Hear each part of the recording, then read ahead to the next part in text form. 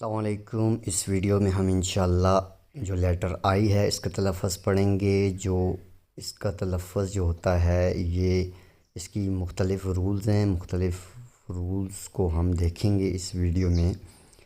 پہلا اس کا رول ہے، یہ آئی کبھی ای کی آواز دیتا ہے، جیسے کل، ایل، بگ، شپ۔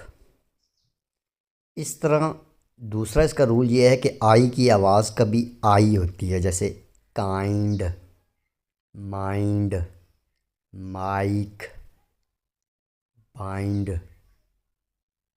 اسی طریقے سے اس کا تیسرا رول بھی ہم پڑھیں گے کہ اگر آئی کے بعد جی ایچ ہو تو آئی کی آواز آئی آتی ہے اور جی ایچ سائلنٹ ہو جاتا ہے، یعنی خاموش ہوتا ہے۔